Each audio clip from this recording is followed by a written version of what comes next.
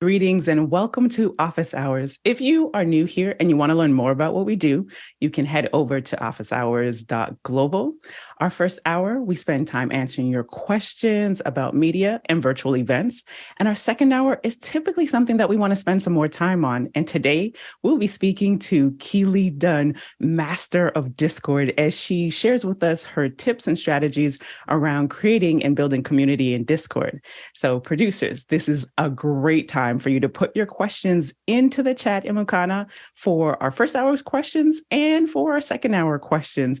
And you know what, Bill? I think it's time that we get this party started. Excellent. Happy holidays, Liberty. Great to see you this morning. Thank you. Same to you, Bill. John Foltz from Seelings Grove, Pennsylvania is going to start us off this morning. And here's his question. My internet provider touts a new 2 gig service, but my Ubiquiti Dream Machine Pro is 1 gig. How would I take advantage of the extra speed from the ISP? Let's start with Tom. Oh, I'm really jealous. 2 gig service. The UDM Pro, I have one of those, and it has SFP modules available. That stands for small form factor pluggable. So you get a little module and you can go all the way up to 10 gig. Costs you about $50. And John? I was going to bring that up as well. That's a great answer. But the other thing to look at is your fine print of your service provider's agreement. A lot of service providers provide 1 gig wired, 1 gig wireless. So you need to make sure that that's not how they're defining it, because otherwise you won't need to do anything. And Alex.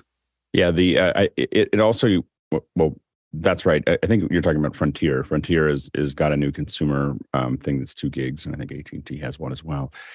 The other thing to look at is within the Dream Machine, whether it's a stateful limit. So basically using the Dream Machine's tools, you can only go up to one. Like Meraki has different ones that are 100 meg or 500 meg or 1 gig. It's using their tools. There is a limit to the speed. And so you want to look at what that limit actually means in the Dream Machine. And in the chat, Jeffrey Powers says, set up another network. I'm curious about his response. How would that impact? Is he saying set up another network so that you can make use of that extra gig? Is that what he's saying? Yeah, you can actually bypass it. I've done this in the past because I have one of my routers is, again, stateful is only 500 megs, but I've got a 1 gig connection. And so we can have another network. You plug into that network or even use it as a separate connection to your computer. You can switch over which one is the primary, and suddenly you have the speed. You just don't have protection or access to VPN, and there's a bunch of other things that can happen there. It's not a great security way. It's not the most secure way of managing your network. But if you need to upload something or download something really big, sometimes we do that, or we have another computer that sits there that downloads things. I mean, the main reason that you need 2 gigs, in my opinion, is downloading big files when needed. Okay. And go ahead, Mitchell. Liberty, to answer your question, I think you can load balance 2 different networks together. So you have that, or a failover, but load balancing probably gets you more speed. And I don't know if that would work. I mean, I don't know if that would work well, load balancing or falling over. I would recommend keeping them separate networks. I wouldn't try to merge them together. Okay, next question. Next one is from Lois Richter, our friend in Davis, California. And Lois says, I understand that a USB hub can allow my MacBook Air to drive several USB devices out of a single port. How does a computer know which item it's talking to when they all share the same control channel? Mitchell?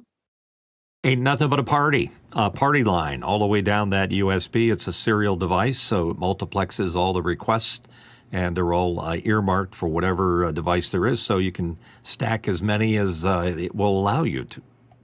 And Alex? Yeah, all of them have their own individual IDs. So they're making requests across that bus. And so it's a USB bus or a universal serial bus. And so all of them are making individual requests with individual IDs. So it's just a matter of them plugging in and just using the rails together. Next question. Next question comes from Alexander Knight in Vancouver, BC. And Alexander says, what have you done in your studio to minimize setup for office hours every morning and reduce the anxiety of having everything perfectly configured? Great question, Alexander. Let's start with Jesse. I built the studio around not having to tear it down pretty much ever, except when we're taking pieces out on production. And the other thing I do is go in every morning with a plan to change one thing, like for example, changing the frame rate on the ATEM Mini or something like that, just so there's something to experiment and follow and see what happens with one change a day. And 1 hour is usually enough to experiment with one change. John? After you do something 1,007 times, you get pretty good at it. So nothing ever changes. And the interesting thing about the Focusrite product is my gain is all the way up, and so I never have to change it. It makes it easy. Camera doesn't move. My mic never moves. So I just turn it on and I'm in. Bill? And switching strategies. I have 2 Elation switch boxes that have master switches and then 8 Edison plugs in the back that one switch controls. So literally when I come in the morning, I hit 2 switches, the lower and the upper bank, and that turns on 16 electrical components that are tied to all my equipment. So it all comes up at once. The only thing, because I turn it off every night, and those are protected switches, then I have to reconfigure things like the ATEM in the morning, just reprovision it. It's not very complicated, but that makes things much easier. And Mitchell? Yeah, my Zoom room, as I like to call it, is a standing set. It's pretty much the same. The only thing I change is lighting for office hours and lighting for just general Zoom meetings. I don't have an on-air light when I'm meeting with clients and stuff like that. Alex? Yeah, I'm pretty much, this room only does one thing. So I highly recommend, if you can, to try to have a place where you don't have to break things down. I turn the lights off, I turn the monitors off, and leave the core stuff running so that I don't have to think about it. But usually I can be on in a very short period of time. And Harshid? With my lighting, I memorized the temperatures that I've set my lights to. There's about 4 lights in front of me, 1 above me. And then as far as my interface, it's pretty much set to what it needs to be with the original sound on. And if I do turn it off, then I do have to turn it down because it gives me about 17 LUFS. Other than that, where my microphone is, the placement, the monitors, it's all static. It doesn't need to be adjusted much. So mainly just get the lights back into position, and the Brio, just a couple times with Mickey when we work in the morning, we might change the shot up a little, maybe a little tighter, maybe a little bit more loose, but that's about the only difference that we do. Next question. Next one comes from Tommy Shantz in St. Paul, Minnesota. And Tommy says, is there a calendar for special office hours events like Space and the shows that are being covered? Alex? Yeah, the Space is something that John manages. So he gives us updates about when that's actually going to happen. But everything else that we have scheduled for sure goes out in the email every morning. So if you're signed up for that, you should know everything we have planned that we're ready to talk about. And then we also have conversations typically, right, leading up to what people are working on and when those events are happening. So that's helpful. Yeah, absolutely. But there's not any hard schedule other than the one that we email out. Next question. Scott Mueller in Germantown, New York says, updating my Zoom ISO setup with the Decklink 8 SDI output and Sonnet box. Is it worth getting an SDI version of the ATEM Extreme ISO, or go with a 2ME Constellation and convert those outs to HDMI and record on my existing HDMI Extreme ISO? Alex? If you think you're not going to go past 8 inputs, or if, really remember that you may want other inputs that are going to be playback or graphics or something else. So just make sure that you have everything you need with that 8. You have 8 outputs from Zoom, but you'll be limited to those 8 outputs for the switcher itself. So just keep that in mind. If you're the one thing about that is that you're doing SDI outputs, so you're going to have to convert somewhere to make this all work. Now, the issue that you're going to have is that, so you're going to have to convert SDI to HDMI or HDMI to SDI in the way that you're talking about it. The advantage of going into the Extreme ISO SDI is that you have all those ISO records, and then you also have an interface that you can work with. So if those ISO records are really important, I'd probably stick with the SDI version of the Extreme. I have to admit, at home, I'm very much considering getting a Constellation, because the 2ME Constellation, specifically because I just really find I'm not using the interface that much. I could probably get away with the Stream Deck, and all that I/O, 20 in, 12 out, is pretty interesting to me. And I don't record a lot of ISO at home. Nigel? So it's a supplemental question to something Alex just said. So I'm looking at the same configuration we're discussing here. And one of the things that's really resisting this is the thought that I'm a completely HDMI world, and getting to SDI and back feels like I'm about to spend about $1,000 on converters. And do I go bi-direction? Do I go unidirection? Do I try and do it cheap? And that's sort of throwing the decision making.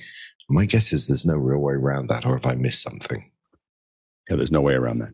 If you decided, but I mean, so for the monitors that are not signal carrying, so I'm not worried about, it's a monitor. I'm not trying to it's not part of my core signal. You can buy little cheap HD or SDI to HDMI converters that we just stick onto the back of the monitors. And then, so that's a relatively easy thing to do. Of course, you need a bi-directional for your 6K cameras. And then, the computers are going to need, the computers are typically going to need some kind of conversion. So you either convert the HDMI out, or one of the things, I know this will sound painful, but for one of my computers, I'm thinking of getting a SDI box, a Sonnet with an SDI card, because that gets rid of the orange dot. So the orange dot, if you're going to use a computer out and you want to get rid of the orange dot, you need to go through SDI. So that's and Apple's slowly closing that up. They're basically, if you're using a consumer connection to your computer, they're not giving you a professional output. And I think I don't know if that's the official stance, but it's pretty close. And Mitchell. It's a small thing, but I vote for SDI. I have a HyperDeck that also outputs alpha channel. And when I convert down from SDI to HDMI, the two converters do not synchronize. So when I sync that signal into my HDMI input extreme, sometimes the alpha channel's drifting a little bit. So with SDI, probably wouldn't have that problem. Yeah, and I would say the last thing I would say there is connected to the whether you get the big thing again once you decide that area. I mean, I think the SDI. That's why I'm slowly moving to SDI across the board again. So it's just the HDMI. The big thing is routing as well. If you decide you want to route, have a router like a 20 by 20 or 40 by 40 router. There's just not many solutions like that for HDMI. So that's another problem. That's another thing to think about. Next question. Next one comes to us from Douglas Carmichael. And Douglas says the Microsoft Surface Pro has 32 gigabytes of RAM and an i7, but only Intel Iris Xe graphics, while the Asus ROG Flow Z13 has 16 gigabytes and an RTX 50. And he notes 50 Ti/80 with the RTX graphics. Would the 16 gigabyte be enough for a blocker for Unreal Engine development? Alex? I don't know enough about the PC side of things, but what really matters is getting a full. I mean, I don't know about this Asus. They're sorry that I got comms in my head there. So I would really be looking at the 2 or 3 series. The 2080s, 3080s, like need to be in your laptop. And there is a version of those, I believe, but I'd be much more concerned about the GPU than how much RAM you have. Let's see what John has to say. So I'm going to approach this I'm not an expert on this particular configuration, but what I do know is gaming. And gaming, you're going to be blocked if you go under 16 gigs, but 16 gigs should be fine. I'm with what Alex says about the graphics card. Get the best graphics card you can in that configuration, because that's going to be your limiting factor most of the time once you hit 16 gigs. Next question. Alexander Knight up next, back again and here on the panel with from Vancouver. What is the panel's recommendation for a compact, reasonably priced multi-view monitor that supports frame rates other than 60 FPS? Alex? I think that a lot of the Lilliputs actually support a lot of different frame rates. And so they're very inexpensive. And I have almost never had a time when we plugged a signal into a Lilliput and didn't have it pop out again. I mean, we've not gone over 60, but everything under 60 has been successful. Next question. Douglas Carmichael up next, and he asks, after day 3 of no power at the rural house where I live, my aunt and I are looking at generators. Any recommendations for brands with monitoring and or control capability? Go ahead, Alex. The classic answer is Generac. Generacs are the kind of the standard thing that you would use in this environment if you want a permanent solution. Also, if you're looking for a less permanent solution, you may want to look at things like Champion and there's a lot of other generators out there. If you're, it just depends on how much you're trying to power in the house. And how much noise you're willing to put up with. Go ahead, Nigel. So the other way to think about it, if you have the time and the money, is to go from the control side out. So find a solution that works for your house. So something like the Savant power system that will work from your fuse box. It'll manage generator. It will manage, all the different types of power in your house, from solar and everything, and will integrate it into a single system. And if you go from the control side, then you go and get the generator that works with that control system. Does it matter that he said, like, he put in brackets, like his rural house? Does that, I don't know, that was like highlighted. Does that matter with him getting in the generator? It shouldn't. Oh. It shouldn't, yeah. Okay. I don't think so. Bill? Well, I don't have much experience with whole house things, having lived most of my life in Arizona, where generators are not mission critical. Now, of course, with so much of the country under really cold weather, this has become more of a safety issue, I think, than we ever thought before. I do know that if you are going to have a generator somewhere, be mindful of the fact that a lot of people have health difficulties because they try to use generators the wrong way, particularly inside if they're a gasoline powered generator or things like that. And it's a bad solution there. I just know that having one in my kit, because we used to shoot out doors a lot in the desert where we needed power, was a great safety valve for needing power someplace. But there's so many kinds of heaters that can give you trouble. Just be very careful if you decide to go in the generator for emergency things. Study up on it before you just decide to do it. Good call. Next question. Ronnie Hofsey in Tromsø, Norway says, ideas for overhead ceiling grids for cameras, lights, speakers, and display. Single pipe, not triangle or square truss due to available height. What system types or brand is available in Euroland? Brand as do-it-yourself, steel versus aluminum, 30, 40, or 50 millimeter. Alex? I have a hard time trying to think through the millimeter part, but exactly like how it converts to exactly what we use. Now, what I have, my overhead is being done with maker pipe using EMT rail, which is a 3/4 inch, which I believe is about 20 millimeters, there. And it got a fair bit of weight on it. I don't know if I'd put heavy lights onto it, but it's something that I've got quite a few things that are pulling on it. And I'm probably at its near max. That's aluminum. You can get steel. You can get it a thicker steel that is going to be a lot more rigid. But it's something to think about. Now, once we get into larger grids, we typically use what we call speed rail. And speed rail is typically we're using 1 3/4 inch speed rail or 1.5 inch speed rail. And those are going to be in your kind of 30 to 50 or 30 to 40 millimeter range, for that speed rail. And there's there's not that many places that make that. It's the connectors that get expensive. The pipe in both cases are relatively inexpensive. Then finally, if you want to manage monitors up the side of the wall, those are the kind of things you use 80/20. And all of these things should be available internationally. Go ahead, Bill. And I famously had my studio and had what I called an IFF studio rail system. It's just a different way to go rather than pipe. Pipe's great, and I love grids and things like that. But here's a part of my IFF studio rail system, and you can see that it's very sophisticated. It has a lot of mounting points, has a lot of places and clips for cable and things like that. And you can actually curve rails around. It provides a lot of flexibility in being able to very quickly move something in and out of an area. If I was going to do another studio, I think I would find something close to this again, because it provides even more flexibility than pipe and drape. Particularly, you have these rolling carriages that have brakes on them, so you can take a particular pole they make with it, pull that break down, move it into position, and lock it very simply from the floor. It also serves to get all your cables off the ground, which is one of the great things that a grid system over top of you can do, which adds a lot of safety, particularly if you're moving people in and out of a studio. So it's just another way to attack this rather than a fixed studio grid of pipe. And Alex? And I think it depends on how much you're going to move things around. So I actually looked at the one that Bill has, and I got very close because it's a really great system.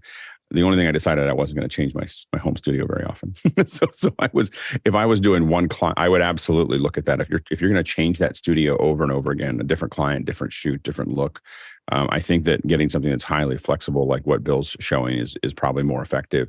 If you're going to set and forget, then you might be able to save some money with the grid. Next question.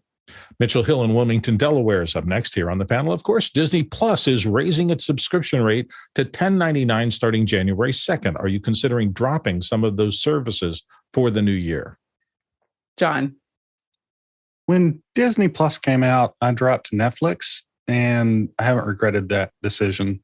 I feel the prices, painfully increased because it almost doubled, but it's where I go to watch most of my television that I watch. So that's why I'm going to stick with Disney Plus. I only really subscribe to that and Apple and HBO, and I don't really plan on changing that. Nigel? So we have a slightly more organized approach to this, which is try not to have any more than 3 of these things at once.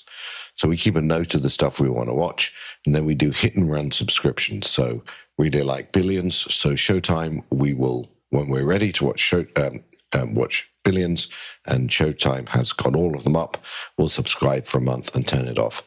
I know there's a lot of dislike for the Apple Store, but I have to tell you, one of the great things about the Apple Store is subscribing through the Apple Store, because I can manage those subscriptions.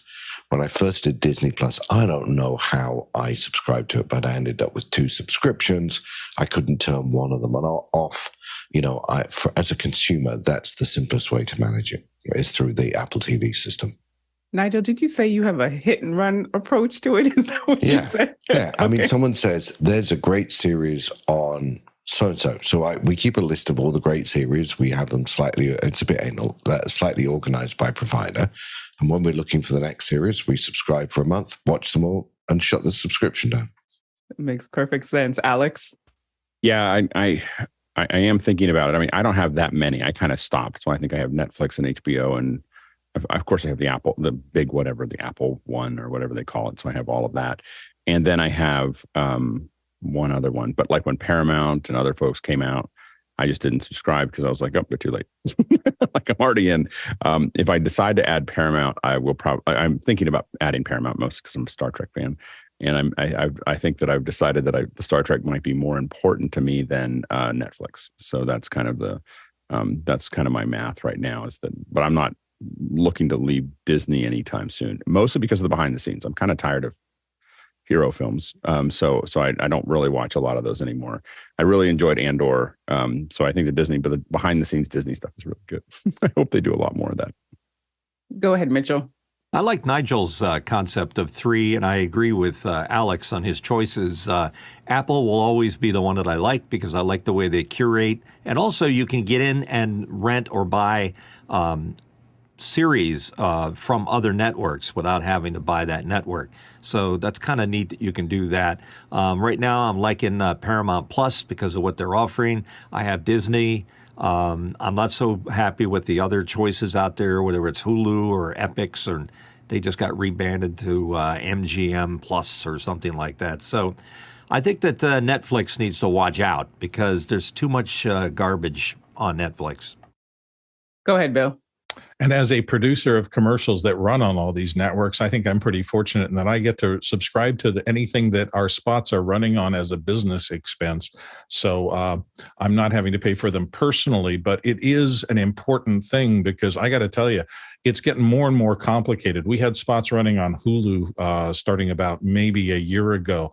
and getting the correct spots uploaded in the correct format into their system was one of the most complicated things I think I've been through in my whole career. Now they're wrapped in with Disney and what is it, Showtime, something else. There's another little corporate bundle. And so this constantly shifting landscape that I have to produce content for means that I can't live without any of them, because I got to be able to look at what I'm running and see if it's getting through successfully, if I've encoded it wrong or right. So I got way too many subscriptions, but there's a reasonable business purpose for it.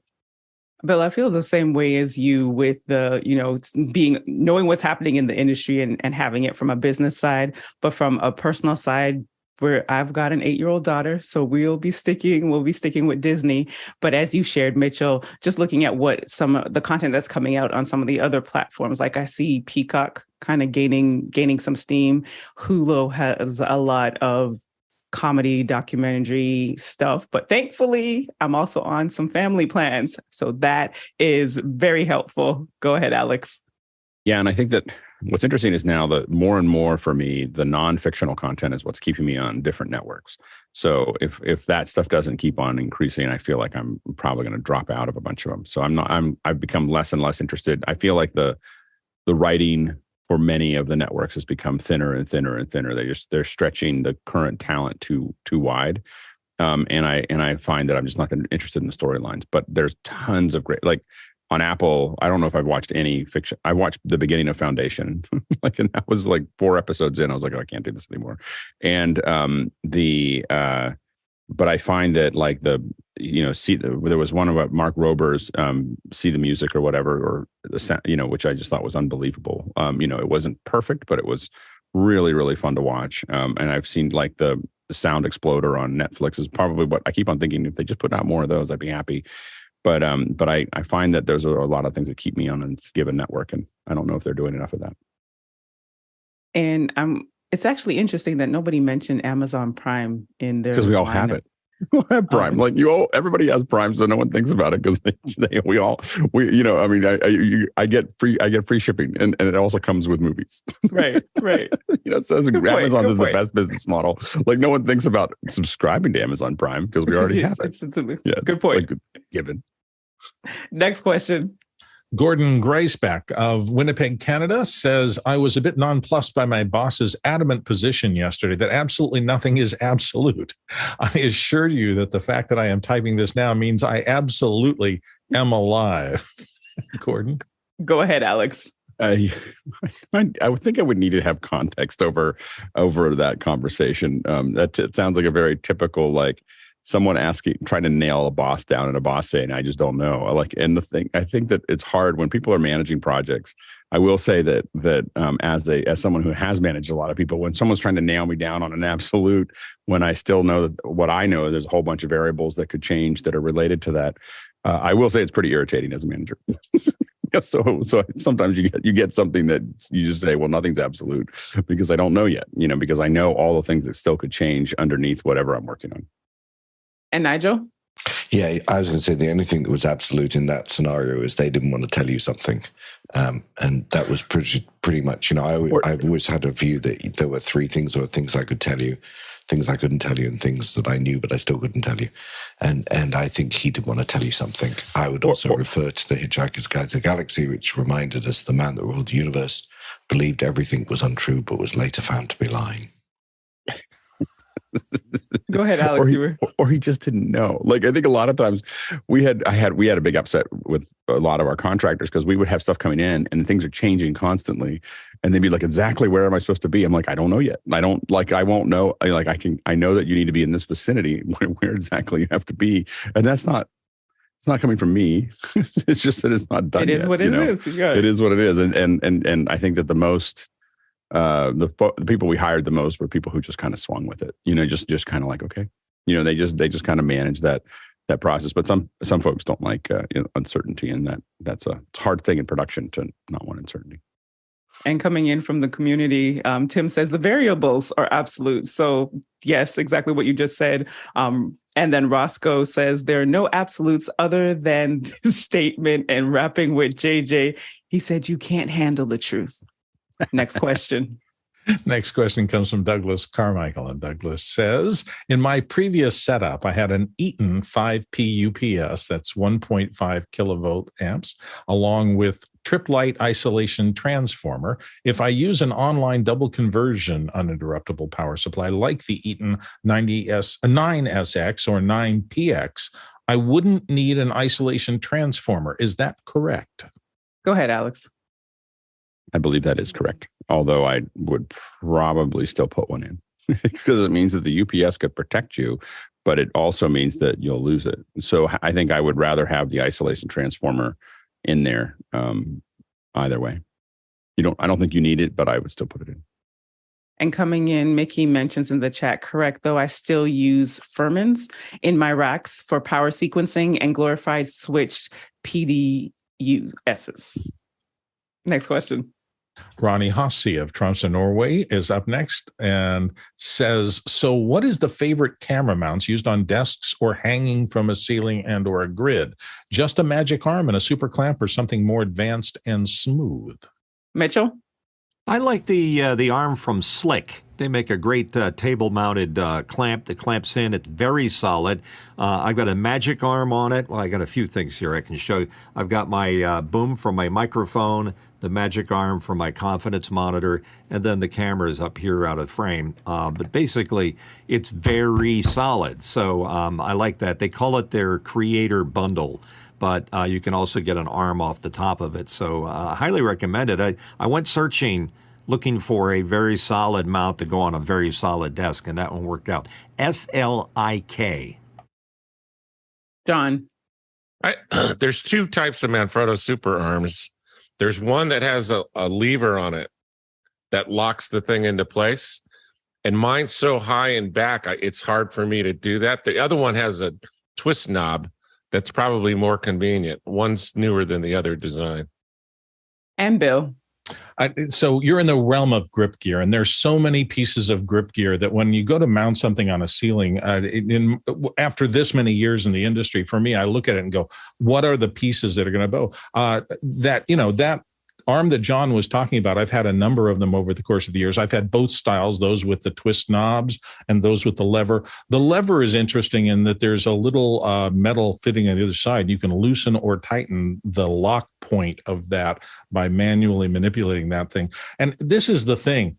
All these clamp types, we've got a Mayfer clamp, super clamps, Cardellini clamps. They all were designed because somebody ran into a problem of fixing something in a stable fashion to something, whether it was the edge of a desk or a rail overhead or a drop ceiling or something like that. And there are all sorts of tools in our industry for facing each of those situations and using the right tool to give you as robust a mounting point as you need without getting so much heavy grip gear that you stress the actual connection. Like I wouldn't use a magic arm and a big Mayfer clamp on a drop ceiling because it's just too heavy along with the camera, and it might just pull down the suspension wire of that. So unfortunately, there's no simple answer to this. You really have to just look through the catalogs, realize all the tools that are available, and try to figure out at what class support is the right class for this load. Because a camcorder, a small camcorder or a small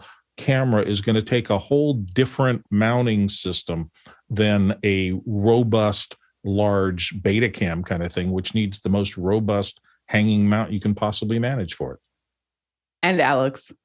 Yeah, so there's a couple of different ways to approach this. Depends on how temporary it is. For most temporary things, we've used the magic arms. I prefer the wheel as opposed to the lever. I find the lever drives me a little crazy. I own both of those. And those are for basic things. Remember, if you're going to start doing that with your camera, really think about putting your camera in a cage. That way you can mount to lots of different places and you're not putting a lot of pressure on one part of the camera. The camera's not really built to hold its whole weight with a 1/4-20 on the top. It may have a top thing that you can mount things to it, but it's not designed to be hanging the camera that way. And so by putting it inside of a cage, you can now, and I put almost all my cameras in cages. That way I can just sit there and just apply things to wherever I need to. And also the cage is the thing that protects the camera as well.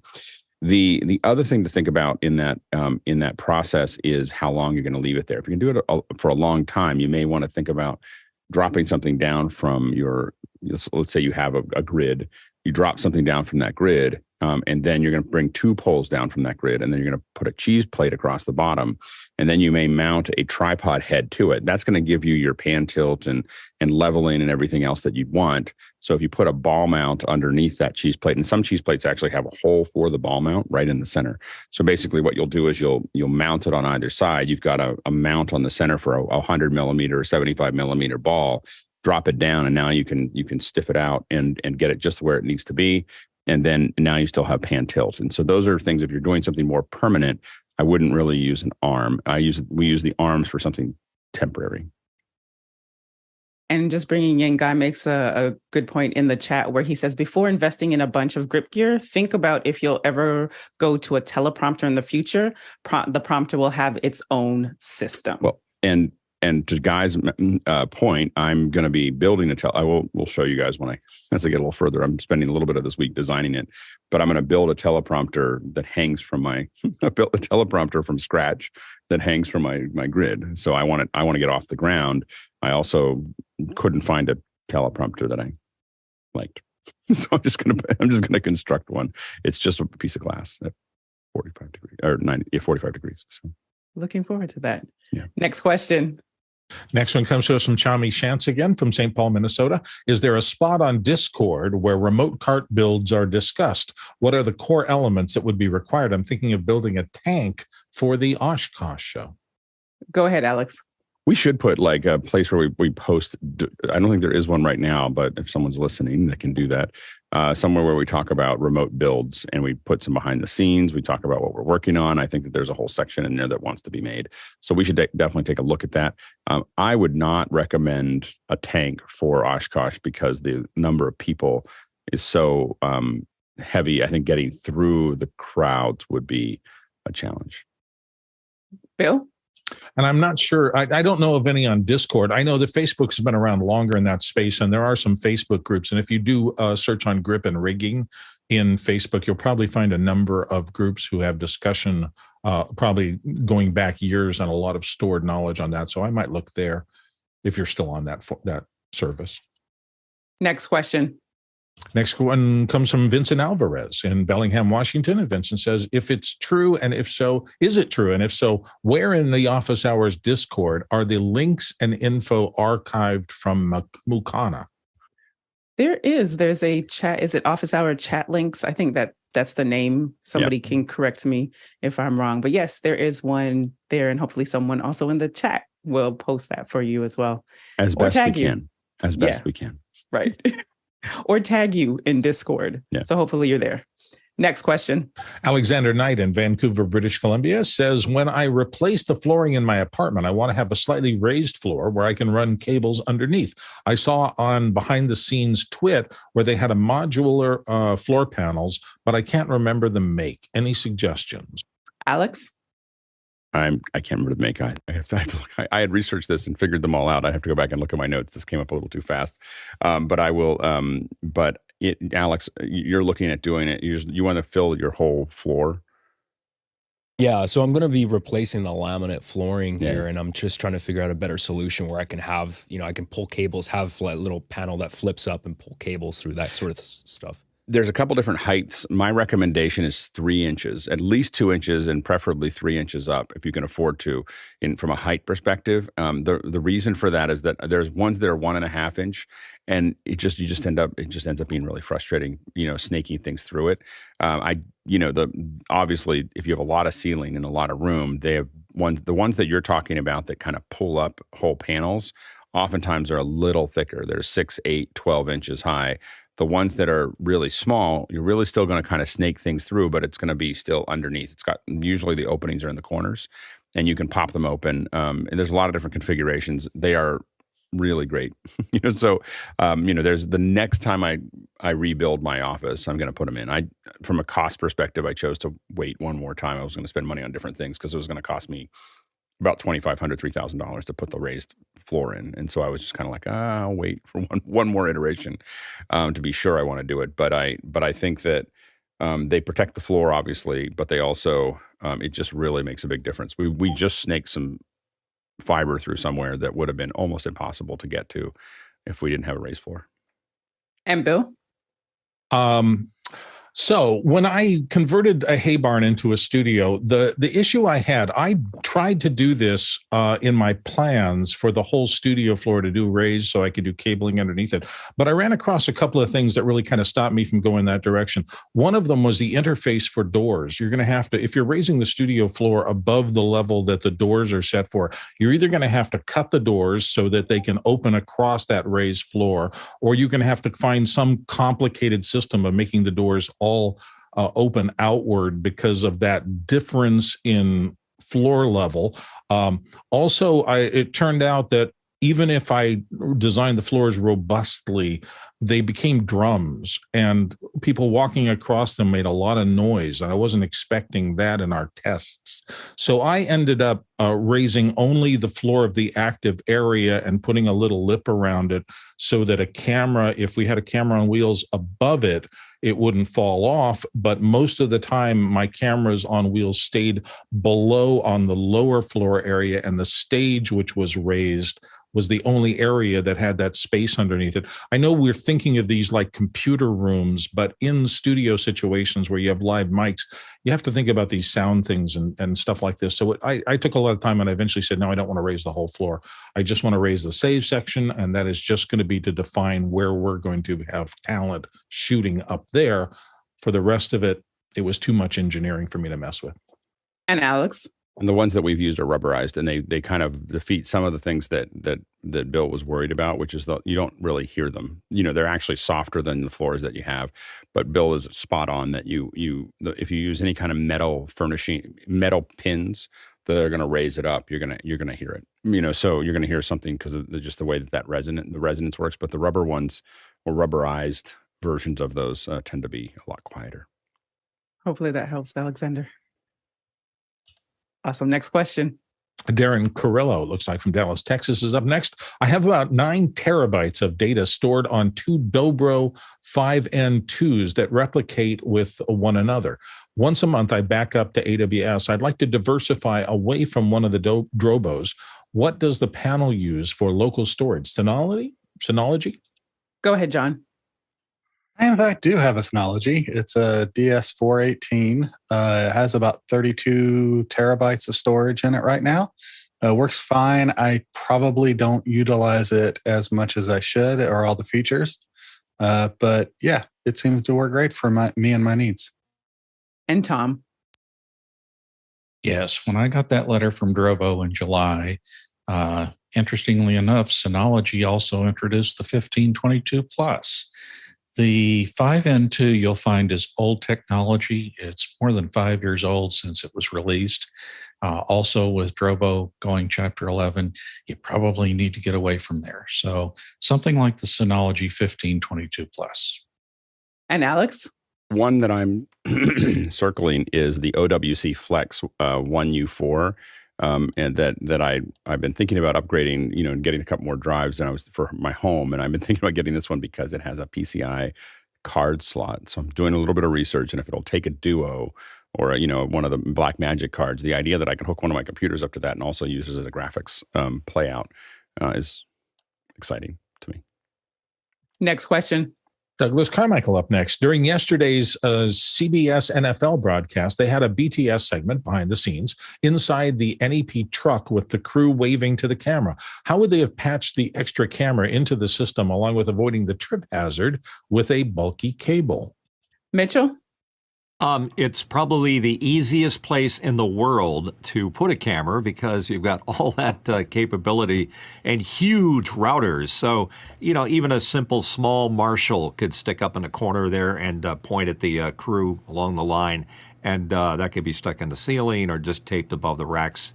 It's no problemo. And Alex?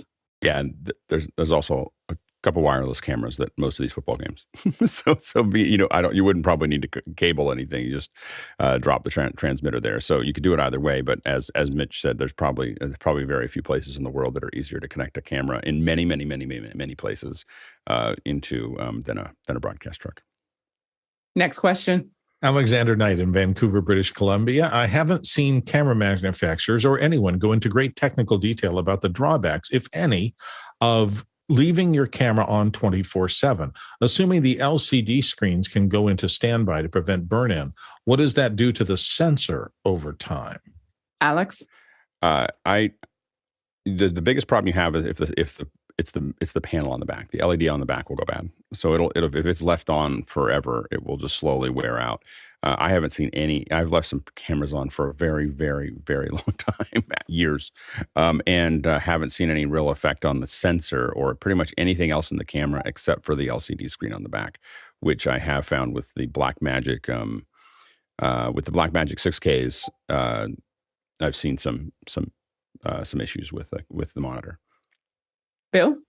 Yeah, as sensors in the cameras get bigger, heat is an issue. I remember I was considering for a brief period of time the Scion cameras for use back when I lived in Arizona. And when I looked at it, I realized that they had actually a gap behind the sensor for airflow for heat. And I thought, that's probably not the best idea for shooting in Arizona in the summer when it can be 115 to 118 outside, because those sensors are going to overheat. And in fact, liquid cooling and things like that have been built into some cameras just to take care of sensor heat. So I would worry about that, leaving on 24/7. I can't imagine. Heat's never good for electronics. And I think leaving a chip active 24/7, unless, that's absolutely mission critical, probably wouldn't be a good idea, at least on the bigger cameras. And Tom? I've got the Blackmagic 6K, and I did leave it on 24/7. And after about 11 months, had a problem with that back LCD. Probably should have dimmed it down a lot more than I did, since I wasn't running around to the back of the camera. But yeah, that's a problem. And Jesse? I had always assumed that dead pixels were a result of lots and lots and lots of miles on the sensor plate. Am I completely wrong about that? Alex? Not in CCDs, yeah, but not so much with CMOS. We haven't seen that with CMOS cameras of having that. Heat is a problem. So where you see dead pixels is you heat the camera up a lot and you keep it in a hot environment, and we see more dead pixels. So that dead pixels are more of a heat issue than a at least that's been our experience. I don't have any scientific proof, but what we find is a camera put under a lot of sensor heat can show more dead pixels. Leaving them on for a long period of time we haven't seen any dramatic increase. And for our producers, we have a couple more minutes before we get to the top of the hour and our guest comes on. So if you have any questions that you want to add to the chat, we will be more than happy to answer them. Next question. Alexander Knight's up next from Vancouver, BC, and he's asking about uninterruptible power supplies. And he notes, has anyone tried a cheap UPS, such as this one on Amazon, and he has a link below, with a 27,000 milliamp hour battery? It has various 5 volt, 9 volt, and or 12 volt outputs. Go ahead, John. So I haven't looked at or haven't used this particular UPS before, but I'm working IT. We deal with UPSs all the time. I have some concerns about it. My main concern is it's a lithium-ion battery from a company I've never heard of before. I'm not disparaging the company. It could be a fine company, but what you want to use lithium-ion batteries where weight is a factor. If you're using this as a portable UPS, go with lithium ion. If you're not using it as a portable UPS and it's going to sit in a cabinet or a desk somewhere and just stay there, then you're going to want to stick with a more traditional lead acid type battery. And the reason for that is you don't want what we call a spicy pillow or a swollen lithium ion causing a fire hazard. The risk of that. Whereas lead acid is a really over 100-year-old technology. It's been around forever, and it's a very stable thing. It does weigh a lot more. So if you're looking at portability, that's a factor. But otherwise, it's a commodity device, really, the batteries are. So, there's got to be a reason why this one's so much cheaper than the others. And it just concerns me. Good point. Bill? John, I'm putting you on notice that Spicy Pillow is going to be my next band name. Just wanted to let you know that. I've never heard that term before, and it's charming. Next question. Next question comes from Douglas Carmichael. And Douglas says, when I had the Eaton 5P 1.5 kilovolt UPS connection to an 1800 watt trip light isolation transformer. The wiring in my former house heated to the point that it raised the temperature upstairs significantly. That can't be good. What would cause this, and how do I avoid it? Alex. Wires getting hot is not a good thing. That should never happen. That means your gauge is too small. So you need to, if you're pushing a lot of power through a cable, you need to make sure that the gauge is wide enough that it can move that. It's becoming a resistor. It's getting hot, and if it gets much hotter than that, you have a lot of other problems other than power. So, yeah, you need a larger gauge wire, and you should manage this with an electrician. not yourself. This is not a yourself thing. Yeah. That last part. Yeah. The electrician. Thank you, Alex. Yeah. Next question. Ronnie Hofsey in Tromsø, Norway is in next with app suggestion to visually check the lip sync offset on a video. Needs to be really quick, like opening an app, filming the screen, marking the video and on the audio, and having the differences shown in frames and or milliseconds. Alex?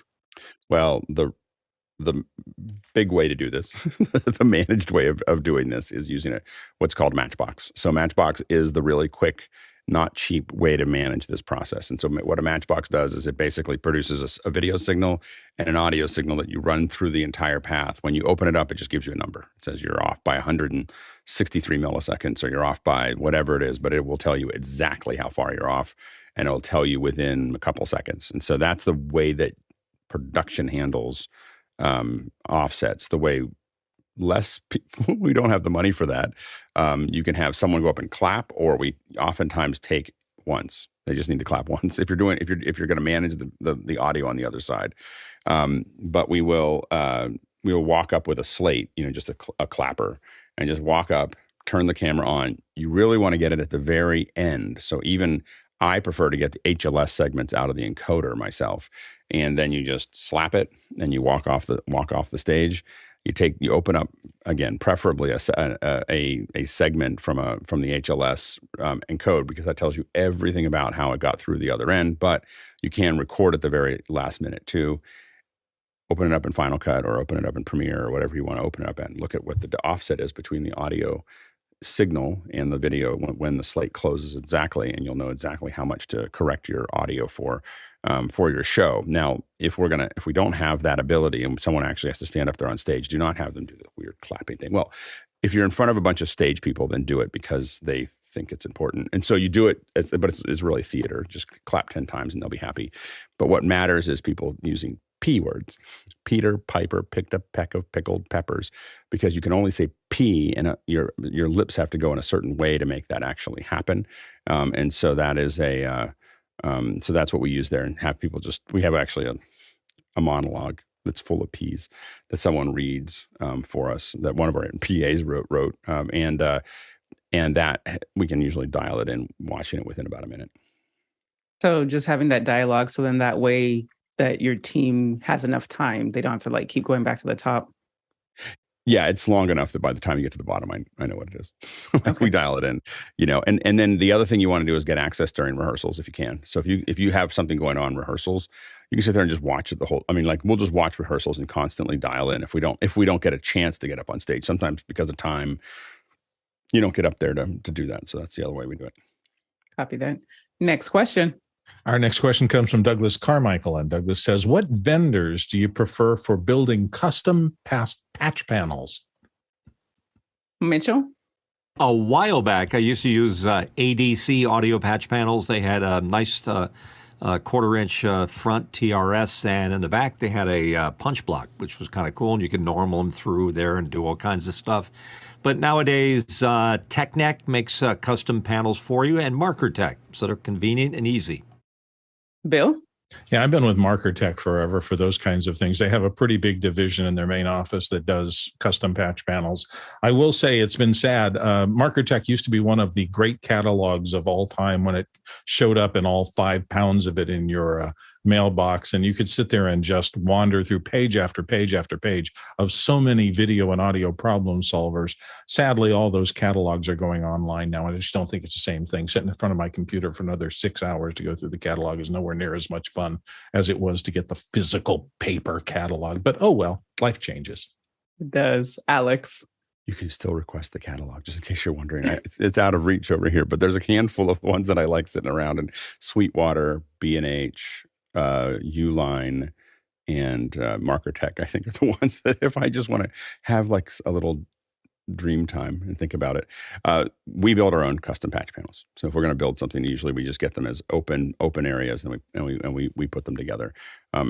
Otherwise, we get pretty standardized ones from Bittree. Bittree are where we get our standard patch panels. Those are 12G patch panels. Next question. Alex Lindsay, who is that from Novato, California, says, is anyone playing with Midjourney? Alex, I'm going to start with Midjourney. What is Midjourney? Midjourney. Midjourney is it's the largest. I think it's a good prep for our second hour discussion. It's the largest Discord community in the world. It is 6.5 million, I think, people in it right now.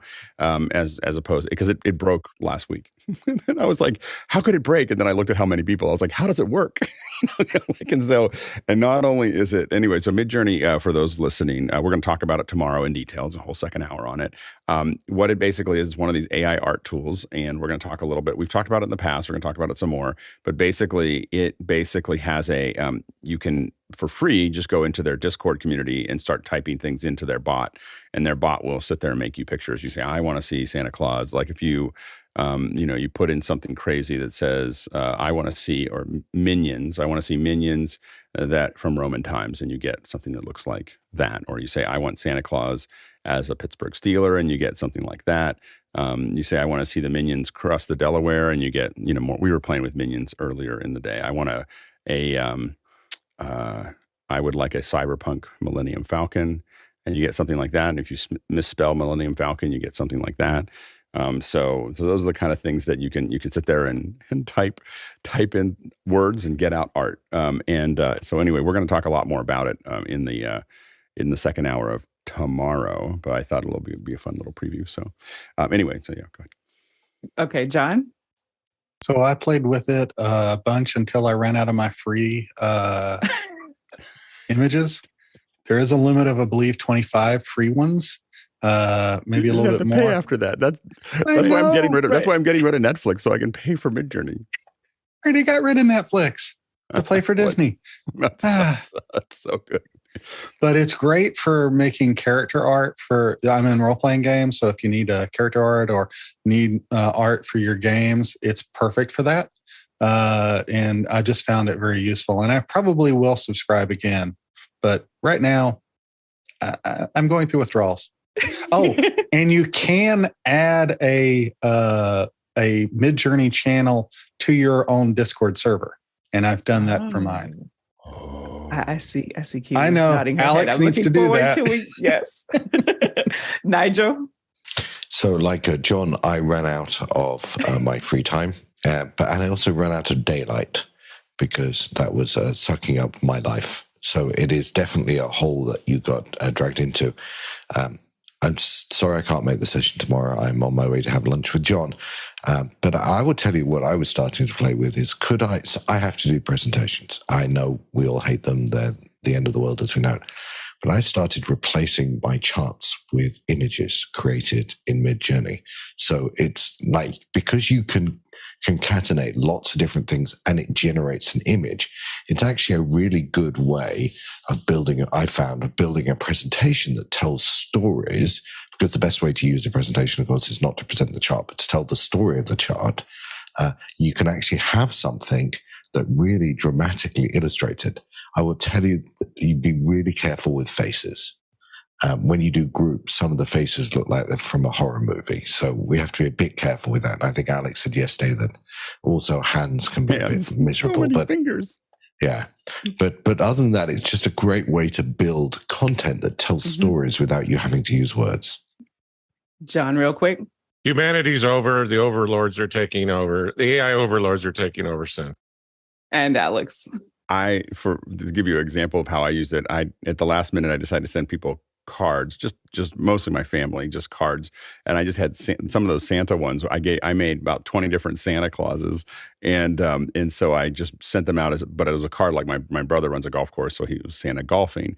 Another, as my sisters are photographers, so I had Santa taking pictures. And you could just keep on asking Santa to do all these different things.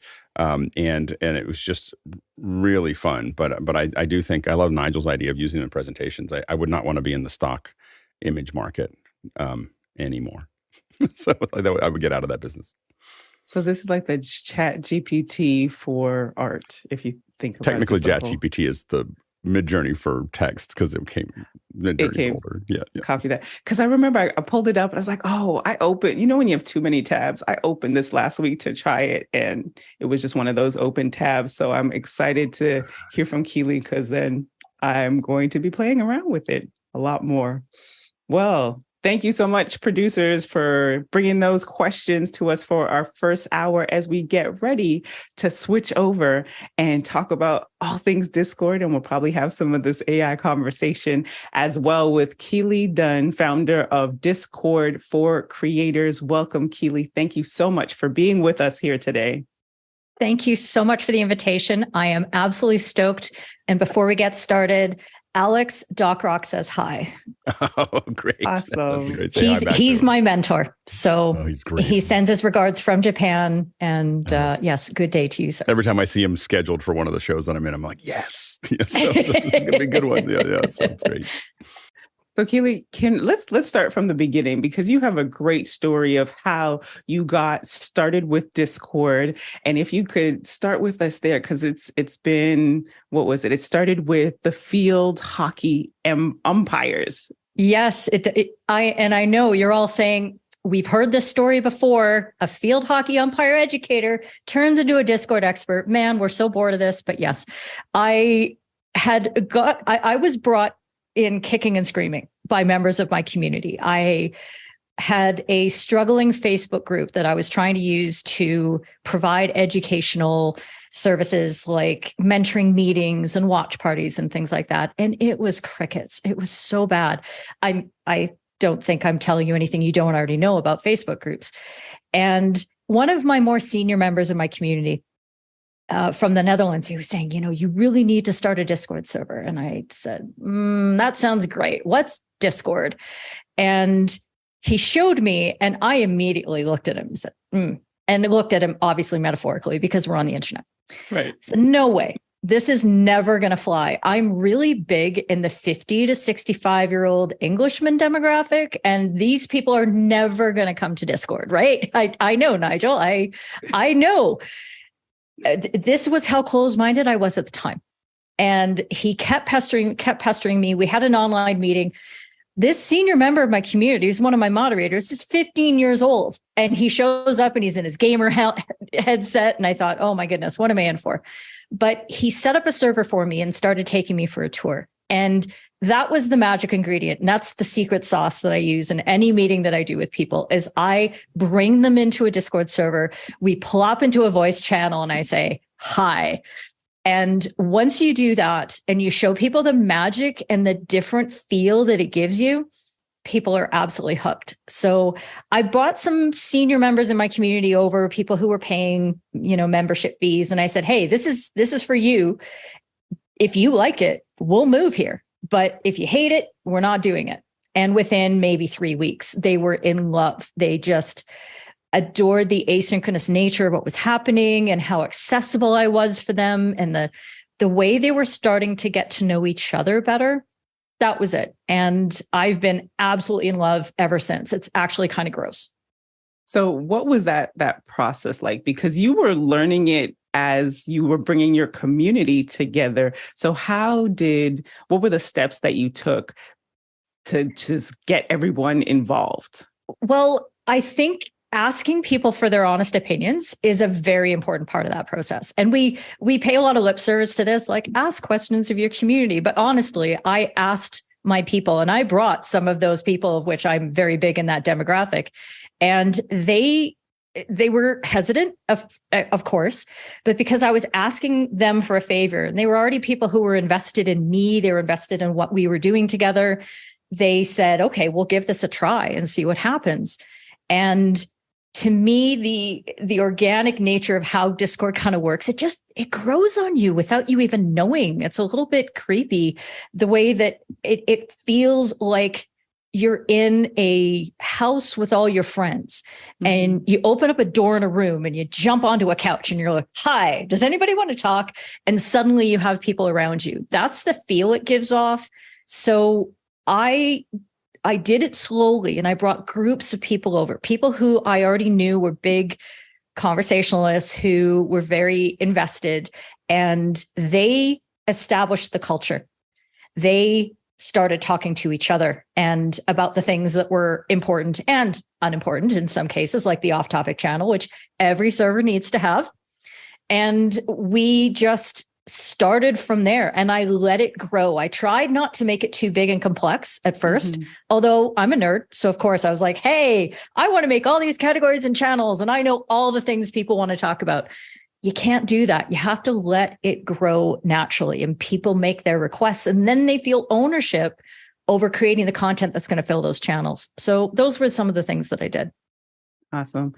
And then, because especially with you saying like Discord for creators, what was the passion that started? Why did you think, okay, I need to help creators figure Discord out?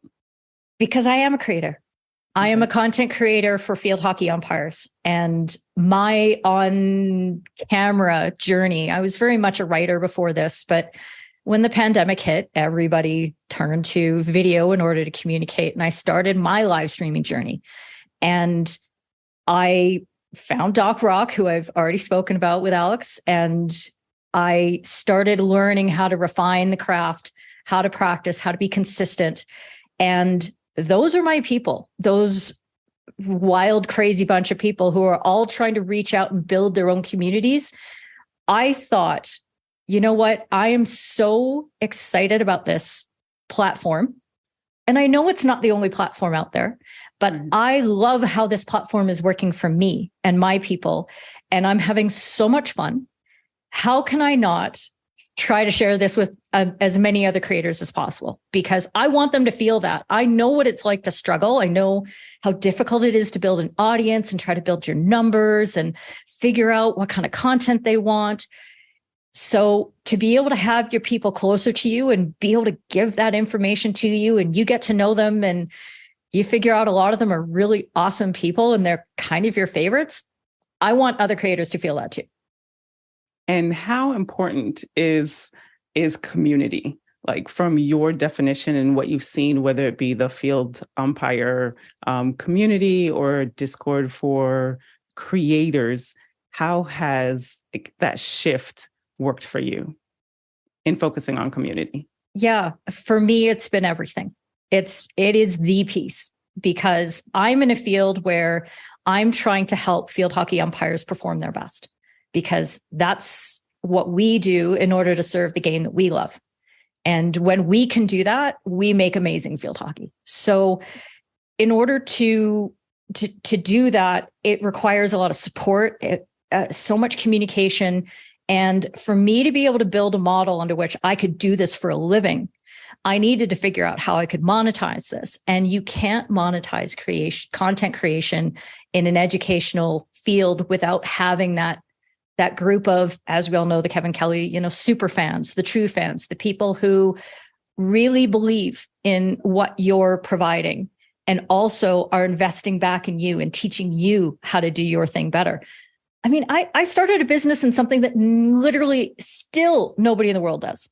I have no competition, friends. There is nobody out there going, yeah, I want to be a field hockey online educator as well. I am alone. And to figure out how to do this, I had to rely on the people who I was hoping were going to find value in my services. So that's what community does for you, is it opens that world to you.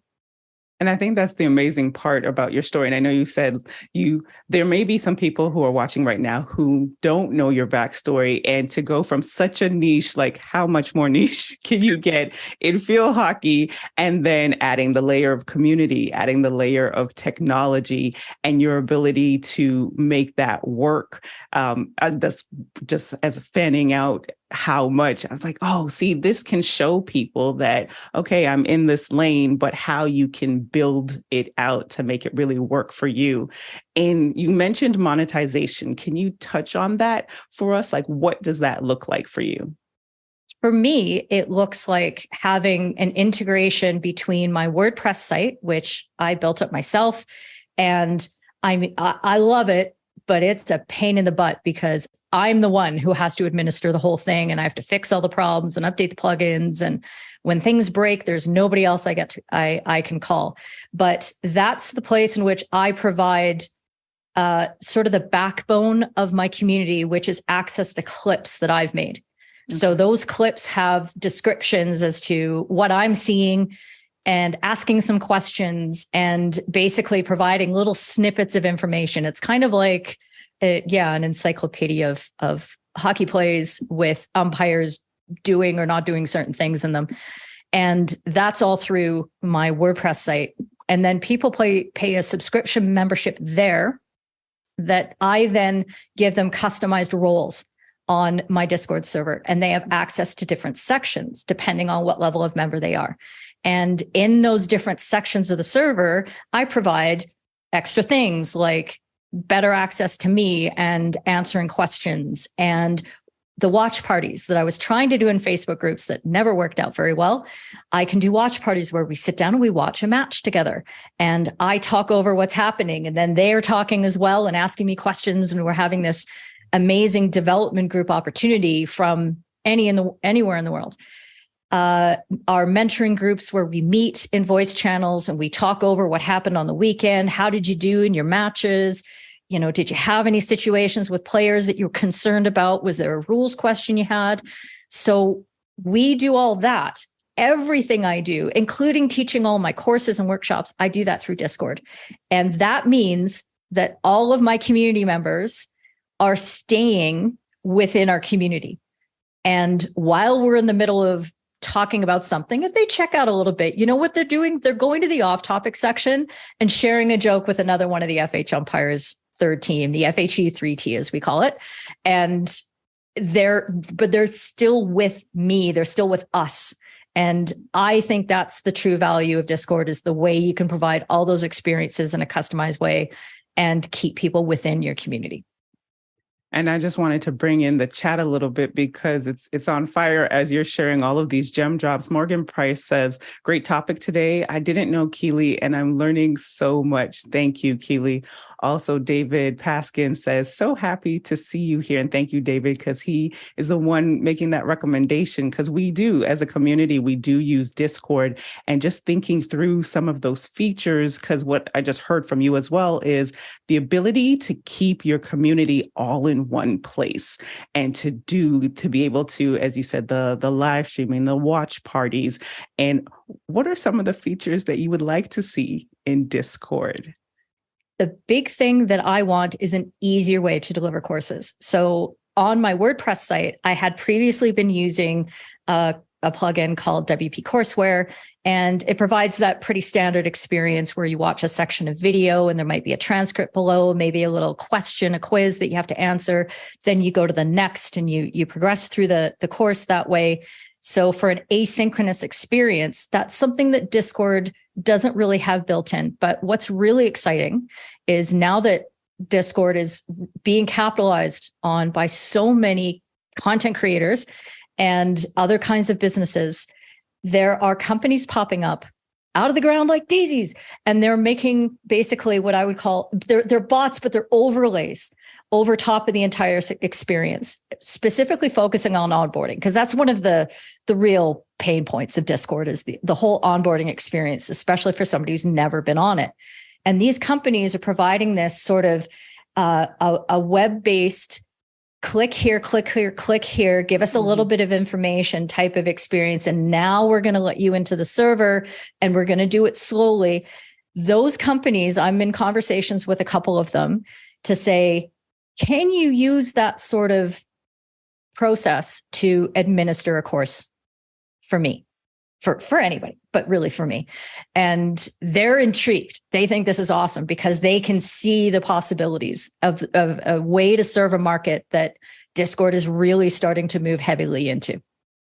Awesome. And before we get to the panel and any questions that the panel might have, feel free to raise your hands there. There was also an interview that you did, and I loved where you said this line that this is going to grow organically, like just with your journey of figuring out Discord, that this is going to grow organic directly to the proportion of the energy that you put into it. So anyone who's watching this interview right now and thinking, oh, Discord looks great, I'm going to get started. What advice would you give to them of starting to build their build out channels or create a Discord? And any advice that you would give being on the other side of it for these number of years now? Yeah, the number one tip, and this is going to be some tough love stuff, is you have to be willing to be in there.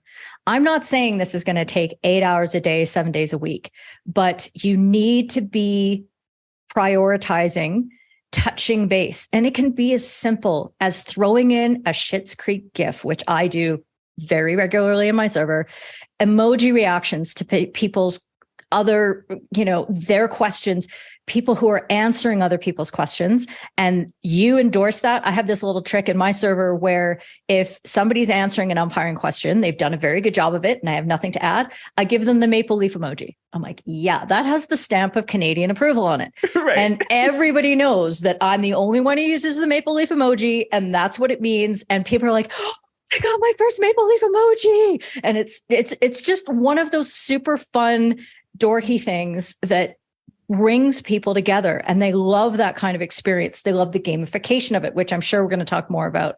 So be willing to be there, engage in the conversations, because what you're going to be getting out of all this is how much you're going to learn about the people who are there.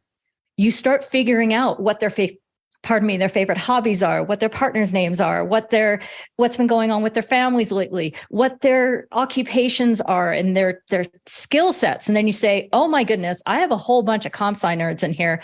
You guys are all going to learn Python, and you're going to make some bots for me. This is going to be great. Who wants to learn about Web3? And so you find other ways to get interested in these people, and you're invested in them as much as they're invested in you. And that's where community is. And what you just shared is like the human aspect of it. You're using the technology layer to support the human, the engagement, and also you're from Canada. I also want to share that for those who don't know. Let's go to Alex Lindsay. We obviously like Discord a lot. But the one of the things we get challenged with video is the number of people that we can add. What is the actual limits, or what are the workarounds once you start adding a lot of people to a video stage? Yeah. So what you're talking about, Alex, are the voice channels. And throughout the pandemic, Discord added more and more capacity. They're on the Google Cloud platform in a number of centers. So there's very little lag in most people's experience, but it is definitely tied to the individual's upload and download speeds and things like that.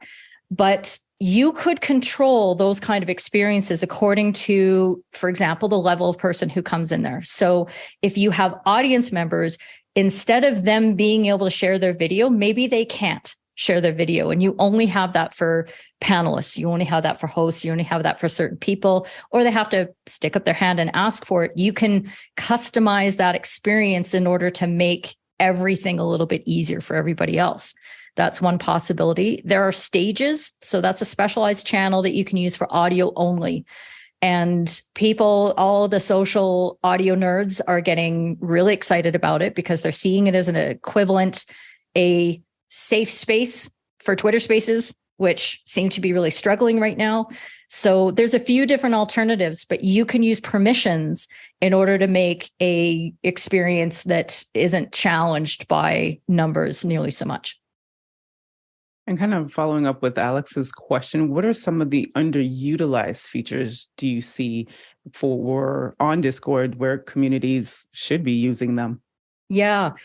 A lot of the newer things that have come out, Discord is They're a very hardworking company. They put out lots of features, and they're really kind of bad about talking about them. They make really cute marketing videos. If you go to their YouTube, it's just you're out in Wumpus land. You're seeing all these funny characters and great tunes and things like that, but you're not really learning hardcore how these features work. So you may not really understand how, for example, the new forum channels work. This is something that I think office hours could be using up to the hilt, because those channels allow you to use it more like the old style bulletin boards that I grew up on, which allow you to have an original post and a series of replies that are all very nicely organized underneath that. They just introduced gallery view for forum channels. So it's a little bit more visually appealing and coherent for people when they go into that channel. And I think it allows you more flexibility in having a broader scope for that entire forum channel, and yet still very tight conversations about each of the original posts. So that's one of the big ones. And I even have to remind myself to keep using them as much, but that's one of the central features in my FH Empire server that is going really, really well. And Alex? Do you use bots? And if you do, how do you use them? I do have bots. In fact, when one of my community members, so I had the 15-year-old who kind of really dragged me in, and then he had a friend who was 18, and he was the one who made my onboarding bot. So he made a custom bot for me that people could then select their roles, and they could request something, like they could request their membership role from me, and then I could deign to answer them and give them the little check mark, and boom, they'd be given the role and access to the exclusive channels. Now I don't use a custom bot in the sense that it's not that young man's bot, because he's in university, he's super busy. I use Me6 is one of the most prolific bots out there, and I use a custom bot version, but really it's just kind of a cute little overlay over top of that bot. And I use that to control a lot of the functions like auto moderation and not memberships yet, because I'm not allowed to use memberships because I'm Canadian, but that's one of the main ones. There's Sesh that I use very frequently, and that is for event planning. I can control who can see the event, who can RSVP to the event, whether they gain an extra role because they attend an event, and whether that person can then control whether they get reminders about the event and when. Very powerful bots. Pingcord is one that can ping your YouTube live streams, your produced videos that you publish on YouTube or Twitch. I'm not on Twitch, but I know it can do that sort of thing. So there's a lot of capabilities out there, but I try not to get too many going, not because Discord can't handle it, but because I then start getting too intrigued with all of the nerdery of it, and I forget about that real human aspect, and that really the one thing that this server really needs is me being in there and talking to people as much as I can handle. So those are my thoughts. You're in the right place. We are intrigued about all things tech. Yeah. So, Keely, thank you for presenting today. I'm also a WordPress developer. Why wouldn't you look at one of the courseware servers like Kajabi or one of those to have your courseware on one of those platforms? Because I have that whole clip library aspect, and I've looked into Teachable and Kajabi and all that sort of thing. And the custom rollout of the capabilities that I want to be able to provide to my members just aren't accommodated in that. So do I lose that aspect? Do I host that still on WordPress and then put my courses on Kajabi or Teachable and things like that? I mean, I'm aware that there is a lot of friction in putting people onto different platforms, and I'm trying to keep it simple. What I'd like to be able to do eventually is have everything all on Discord for a while. And I'm one of those people who understands that nothing lasts forever. We all have to migrate. I get it. But if I can keep people in one place, that's going to make my community much stronger. And so I wasn't interested in trying to push people out to yet another platform with yet another payment method where they would get further out of touch with me. All right. Looks like it's time to get into these questions, Bill. Our first one comes from Simon Ray in Shrewsbury in the UK. What does it mean when you accept a Discord friend request? What access or permissions are you granting the other person when doing so? Keely. That's a great question, because it's not the same as Facebook. You don't get access to somebody's feed of, say, servers or anything like that. But what you do get is the ability to DM that person if they have turned off their DMs. So you can control who can direct message you on a full server experience basis or by individual servers. So you could be on a server. I'm on a lot of NFT servers, and you can imagine that you don't want to have your DMs turned on in those servers. You want them absolutely turned off.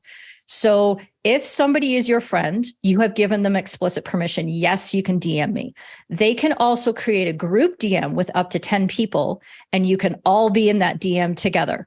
And this could be your ongoing friendship chat that you work on things, or maybe it's a private work conversation that you don't necessarily want to have on the work server for some reason. I'm not the judge of you, So there's those two capabilities. And also it's easier to invite your actual friends to other servers. So that's one of the things that I use it for. You get many context menus throughout Discord where you can literally right click on the server and say, invite a friend. And the last person you talk to is the person at the top. And that makes it really easy to share different communities with people that you think might be interested. Next question. Douglas Carmichael up. How does Midjourney connect to Discord and move image data to Discord? Does Discord have a specific API? Discord does have an API. What it does specifically with regards to Midjourney is something that is beyond my ken, I will admit. I do have the Midjourney bot installed on my FH Umpire server, and I have a few of my folks playing around with it and seeing how it works. And really, it's a genius level marketing tactic to be able to add that bot to your own server so that you can then get more familiar with it with a smaller group of people. I mean, Alex, when you told me about the 6 million, I hadn't even looked. I'd always assumed Mr. Beast had the biggest server, but no, Midjourney has they're crushing it right now. So that kind of experience, even for me as a seasoned Discord person, I don't go in that server because it is a lot. But if I have Midjourney in my individual server, that means that I can play around with it with the people that I know and love the best and can have a lot of fun with it there. So I recommend that as a tool, but a great question, something that I can look more into later. Go ahead, Alex.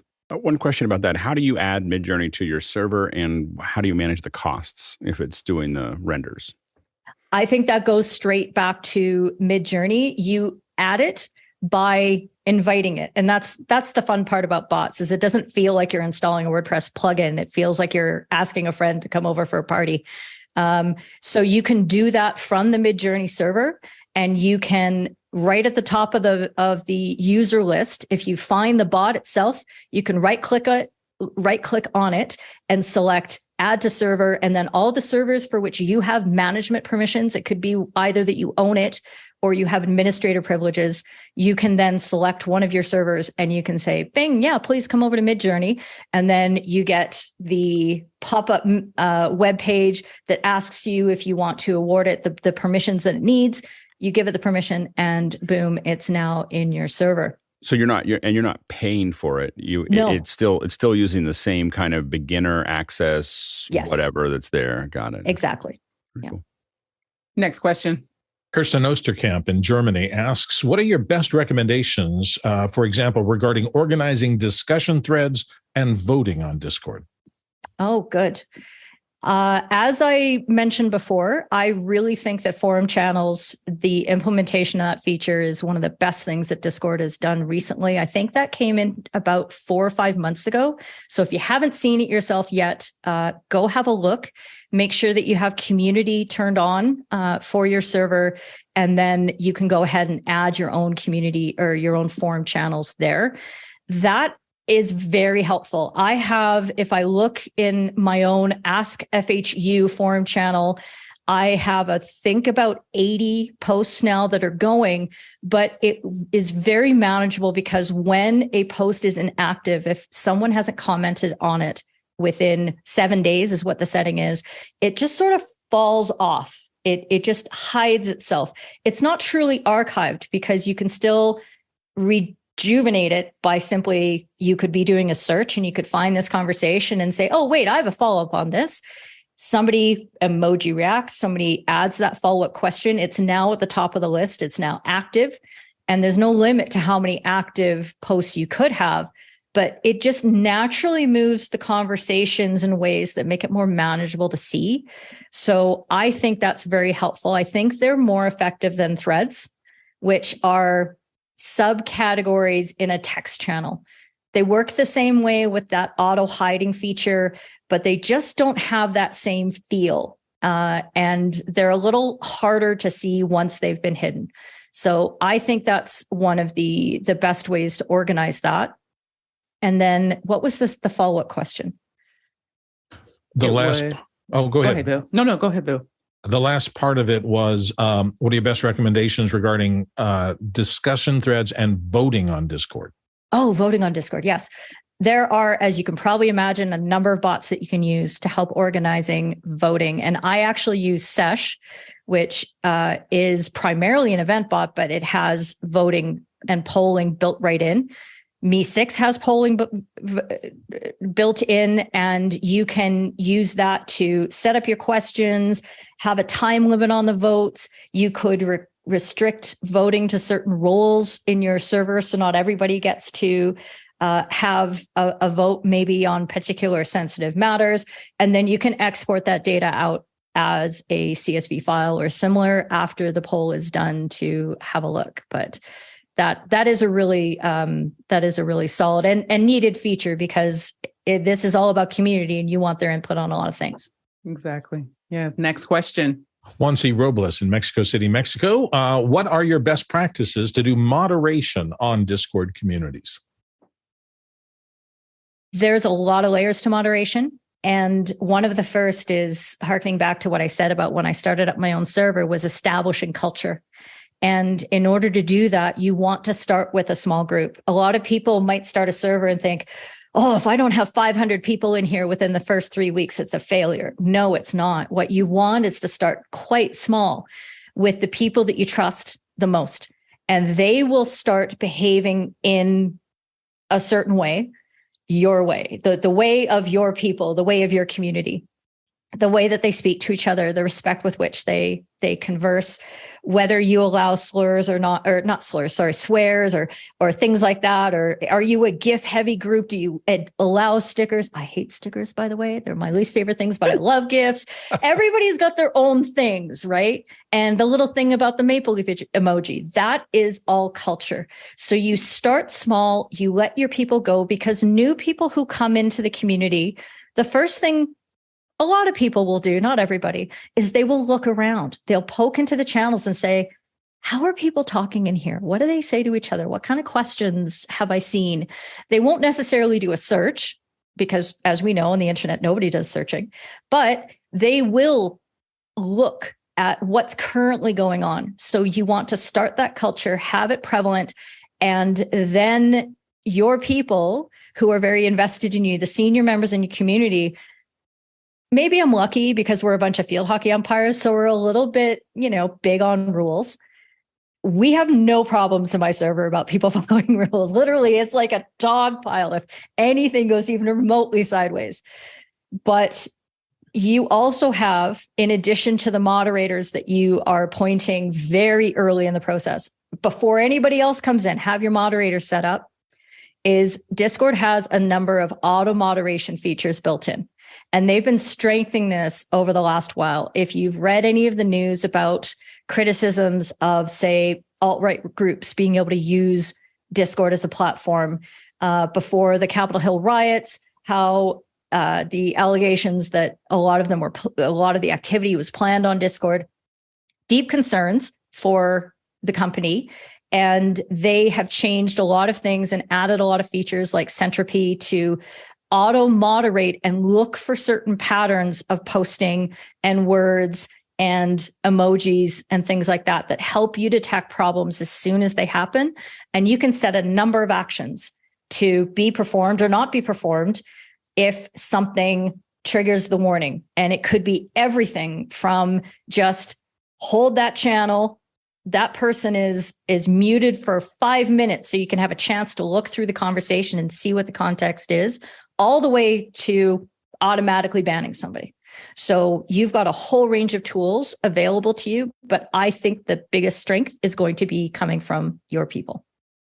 You just touched on something, because I was going to ask you if you have moderators. Like, I'm on a lot of NFT and Web3 communities, and that's one of the things they ask for, volunteers for moderators. Do you have so you actually said that. So you have moderators for your community. What do you look for in your moderators? I look for people who are present, who contribute, and make sure that, and when I say contribute, I mean they actually give to other people in the community. So when somebody asks a question like, I don't know how to do this thing, or maybe they have a rules question, those people who jump in there and say, hey, let me give you a hand. I'm not sure what Keely's going to say, but this is what I think the answer is going to be, that sort of thing. You need to have those people, and those are the people who are going to suit your moderation the best. You also don't want to necessarily jump in too quickly with anybody. So have they been around for a little while? Are they members of your community who, for me, I found that my paid members tend to be the most invested people. Obviously, they voted with their dollars, and they want to get a lot out of the experience, and they want to make sure that their investment is protected. So they make fantastic moderators in a lot of cases. But I have a couple of 16-year-old kids from Scotland who are ridiculously funny. I absolutely adore them.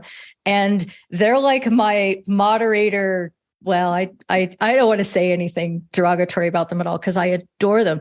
They bring that sense of humor and that perspective that is a very good offset to all the olds like me. And they help me understand maybe what the kids are saying these days. How are they approaching things? And they give me pause and a good reason to take another look at some conversations and say, no, that's chill. Everything's fine. So having variety, diversity is very important as well, so that you can have all those viewpoints represented. And then you have your absolute non-negotiables. I do not tolerate dragging of umpires ever. If you want to sit there and you want to say something negative about somebody else's performance, this is not the place for you. You get one warning and then you're gone. And I've never gotten past one warning. Awesome. Next question. Josh Kaufman, Pittsburgh, Pennsylvania. What would you say is the base level starting kit channels that will work with most Discord communities that span diverse interests? That's difficult. What would be a full tool set for a general interest? I think having a general text channel will always be important. A general voice channel that you can describe as whatever fits your brand or your community. A lounge.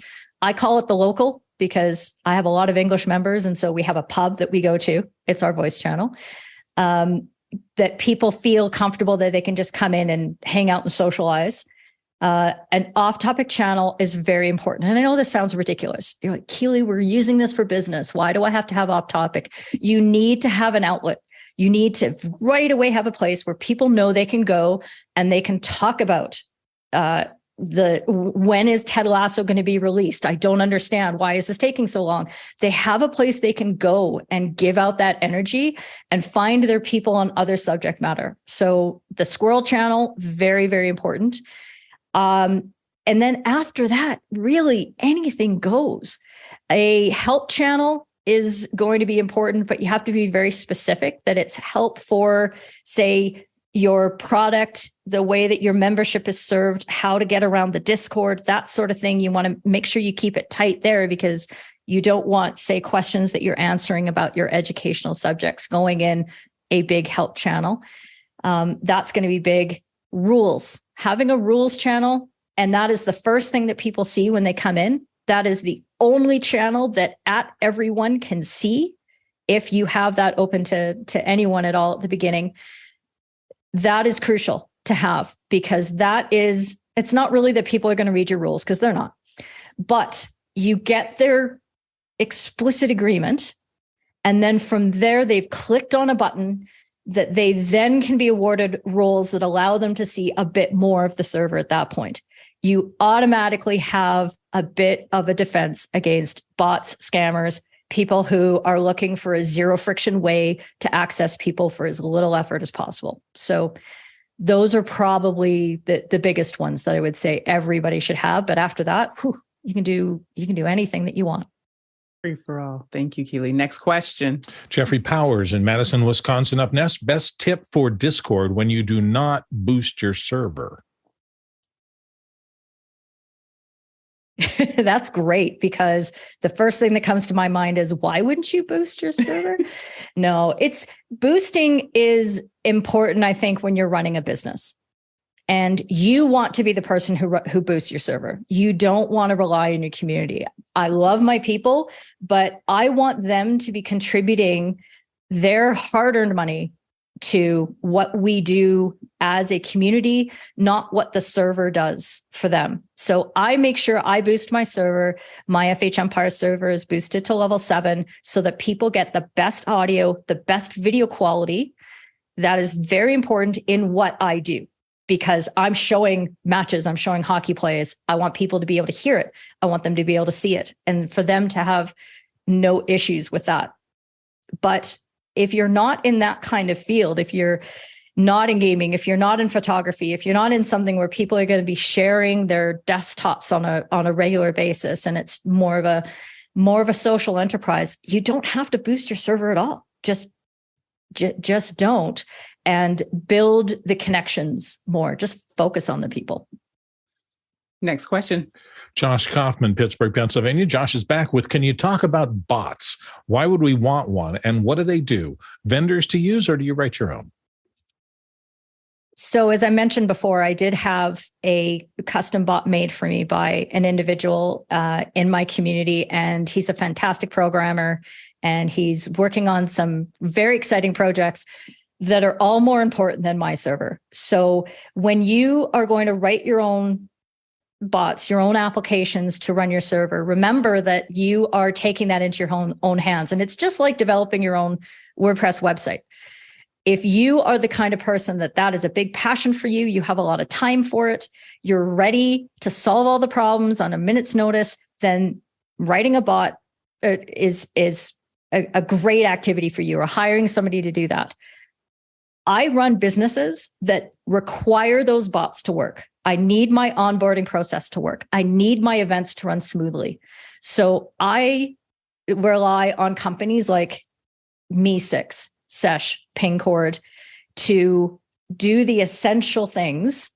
And I know that because I pay for the premium licenses for those products, that when I have a problem, I can pop into their Discord server. I'm a member of probably about 30 bot servers, and I can very quickly look up to find my answer, or I can contact tech support. And all my experiences with those particular bot companies have been very positive. So I definitely recommend Me6. I think they're terrific.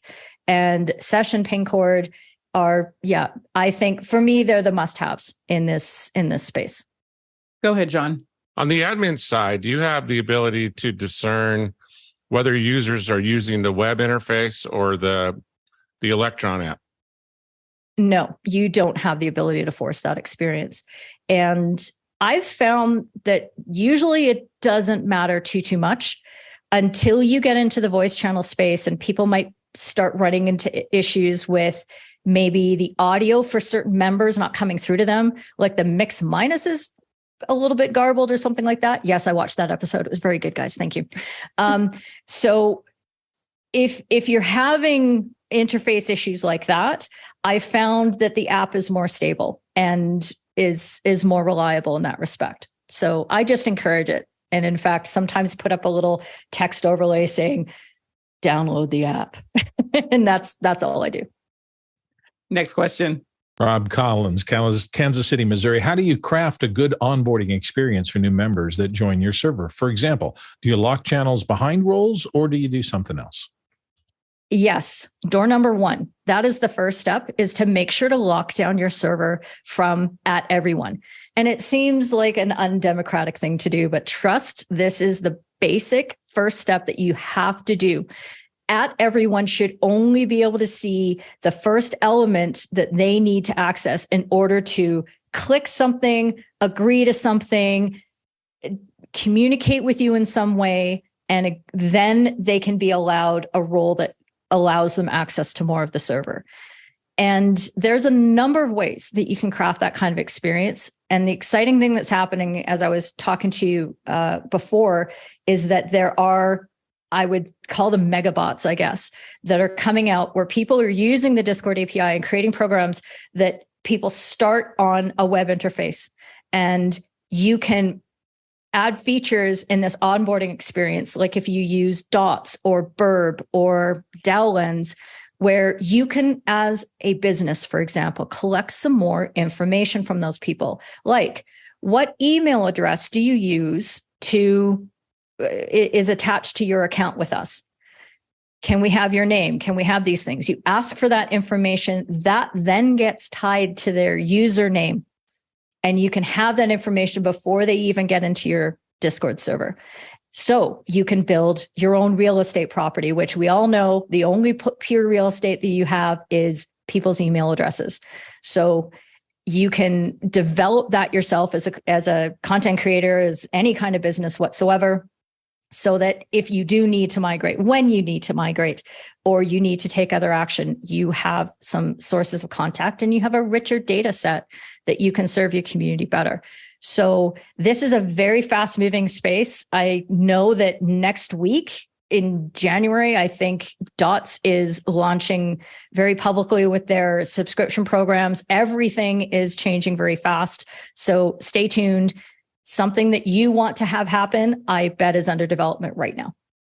John?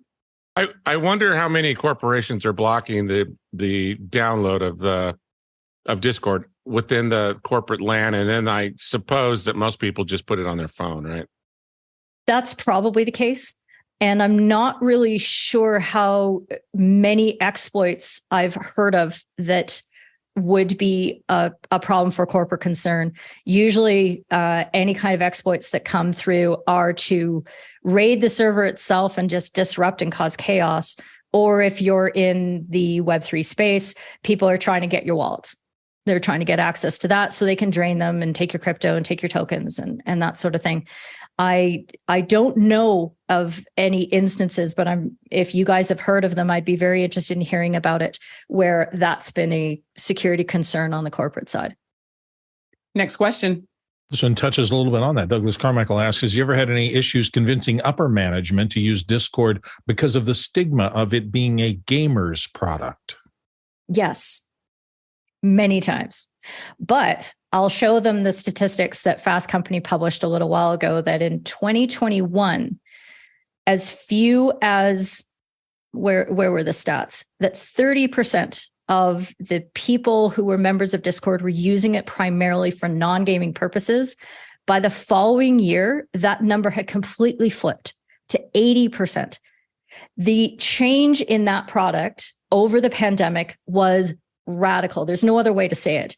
To go from being this gaming platform, and then in March 2020, everything changed for them. And Discord, being a privately held smaller company, said, all right, let's do this thing. Let's see if we can make this into a platform that post-secondary education and lower services can be provided to institutions and to students, because after all, that's where they are. But the funniest part that I find about this whole gamer argument is, do you know many people who are only gamers and don't do anything else in their lives? You know, gamers are multifaceted. They contain multitudes. They do other things. They're into photography. They have jobs. They, go out on the weekend and play Ultimate. Gamers aren't just this item. They're people, and they do other things. So I would want to be where a very strong, vibrant community already is, and be able to take advantage of those people as they're starting to get older, because they are going to be the people who are contributing back to the fast-moving society and all the technological change that we're undergoing. So that's what I say to that. You make a great point there. The last statistic that I saw was Discord has roughly 150 million, like just the growth that they've had, and the growth being that demographic, like how many people are using it for education. So, and gamers are human who love to learn. Next question. Keely, you almost touched on this before. Craig McFarland in Boston, Massachusetts says, similar to WordPress and other tech platforms, Discord servers are a growing target for bad actors. How do you stay on top of security and permissions? And are there any recent trends? Well, as I spoke of before, the megabots that are controlling onboarding before you even get to the server itself, that's going to be a big step. That kind of friction is something that scammers aren't going to be super interested in trying to crack, because they know that there is a more limited set of people behind that wall that they're going to be able to access because of the friction that they're experiencing. So that's one of the big trends. I think, though, that we're at a pretty dangerous point, because there are a flood of people arriving on Discord every day.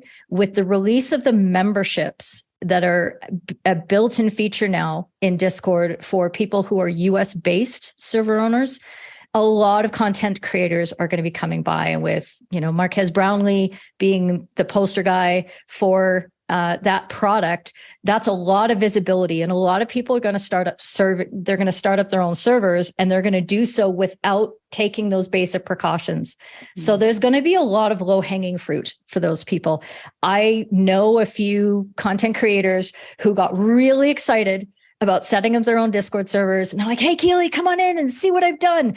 And I walk right in the front door. I'm at everyone and I can see the whole thing. I didn't have to agree to any rules. I didn't have to click on any emoji reactions to prove that I was a human. There was no captcha involved, no other kind of verification process. And I am scared to be in there. And I just try to very gently but firmly tell these folk, this has to change and you got to do it now. I know you think you're fine because you're only 50 people, but trust me, anybody can look up a discord.gg/ anything like that. That is the address for every server invitation. And it's not going to be long before all those low-hanging fruit folk are going to get picked off. So don't let it be you. Next question. Tlaloc Lopez Waterman in Norfolk, Virginia asks, I have found search to be problematic in Discord. How do you make search work for you? Good one. Yeah, that's interesting, because I'm not disagreeing, but I actually think that search is one of the strengths of Discord over top of any social media platform. And again, I don't believe that Discord is social. It's not. It's a community platform because it is inherently private in nature. So I've found that using the search operators to be a very effective way of cutting down and finding what I've needed. I've never searched for something and not been able to find what I vaguely recollect happened 9 months ago. If I use proper terms. I think the most difficult thing is that it is text-based. And so I'm a big stickler in my server for people actually trying to spell words as best they can, but don't use slang terms, because somebody might come in looking for that concept. And in my sport, in many sports, other industries, there are many slangs. And I try to get people not to use that because I want the search to be more effective. And maybe that's the problem that's being encountered. But I'd love to have a conversation about this with the question poser, because I'd love to see what that is and be able to take that information back to Discord and see what they think. Next question. Rob Collins, Kansas City, Missouri. Do you have custom emoji in your server? And where do you go to make good custom emoji? I do have custom emojis because they're fun.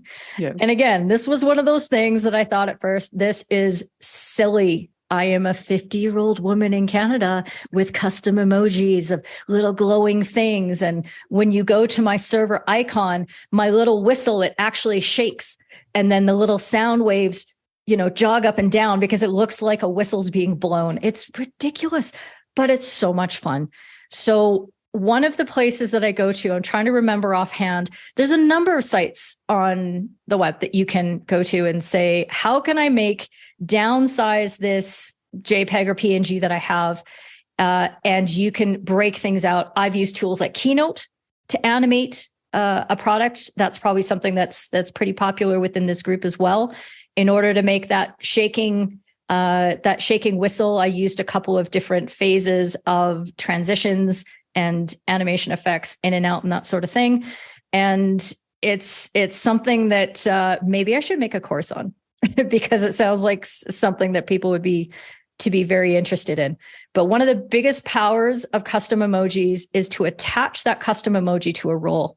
So when that person looks at their membership on the right-hand side under the user pane, and they see themselves listed, and then every time they post, they've got their own special custom emoji, they are so excited. So definitely that's one of the strengths, and it's one of the reasons that you might want to boost your server a little bit. But you get quite a few spaces and slots available just by default. You don't have to rush into anything like that.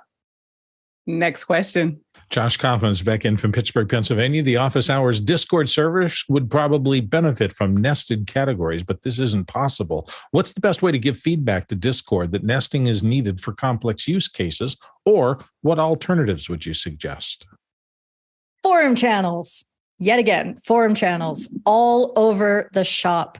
You have a community of really organized individuals who are there to ask specific questions. It's not that there are rambling topics and that sort of thing. People have concerns that can really benefit from being organized, just as the question poser is positing. And that is perfect for forum channels.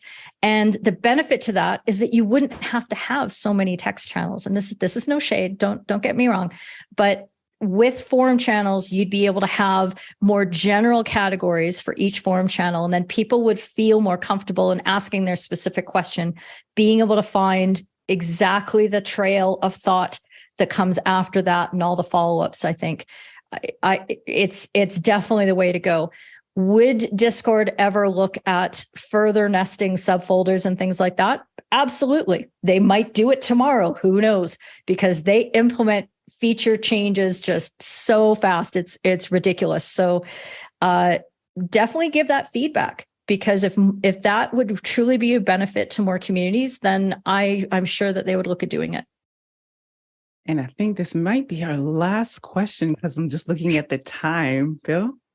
Guy Cochran in Seattle, you touched on this before too. Is boosting a Discord server worth it? Office Hours Discord server is so close to level 3. Oh, so close. I don't think there's a ton of difference between level 2 and 3, although I know that I am the den of some very knowledgeable AV nerds. So maybe that extra audio quality would be of use. And I see some nodding heads in the audience there in the panel. So yes, that would be a possibility. And again, it's something that for a business, I think makes a lot of sense to have internally and to have that within your control, because you don't want necessarily a community member. Maybe they've come in and very generously donated 3 boosts to you, and they've been boosting you month after month after month. And then suddenly that person, maybe their interests change and they float off another direction, take their boosts with them, and suddenly your server goes blue. Now we're down to level 1. Sad face. So in order to avoid that, I think that's something that you keep internal. You do that to yourself. You shut off that notification at the top. You don't expose that as being an option.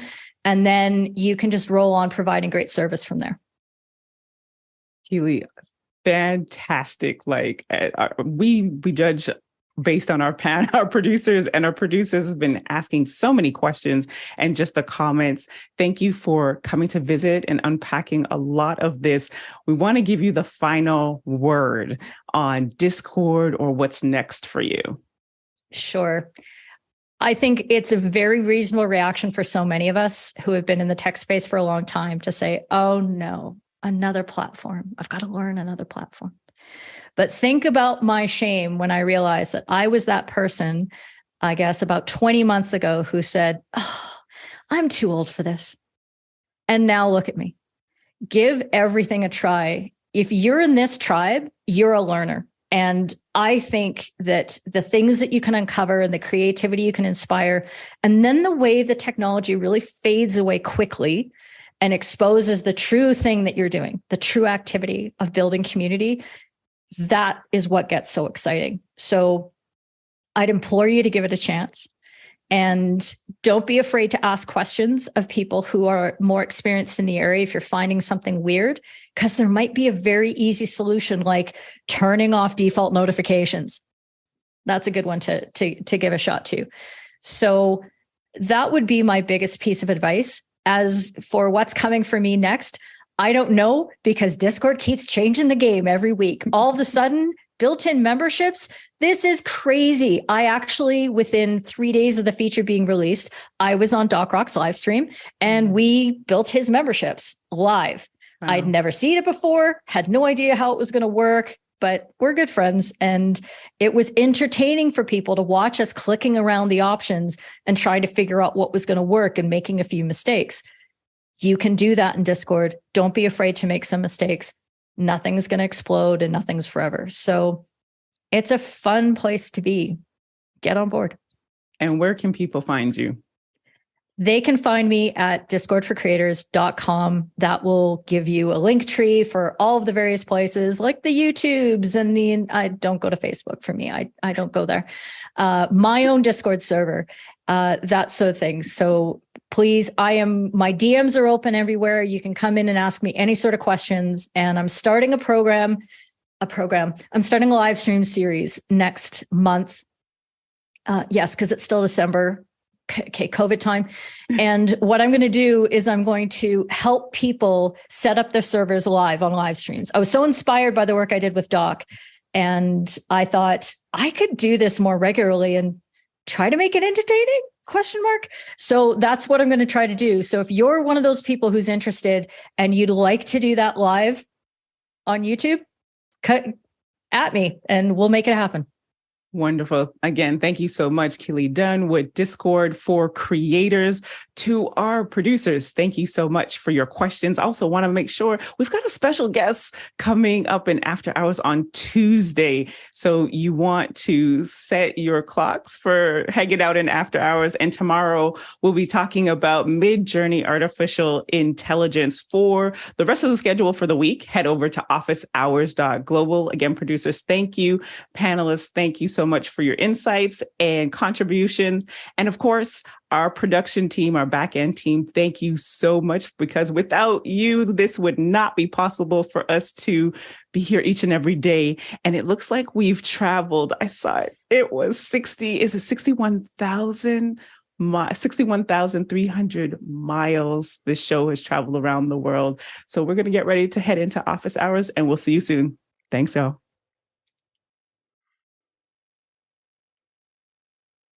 You definitely want to be at After Hours at 9 a.m. tomorrow.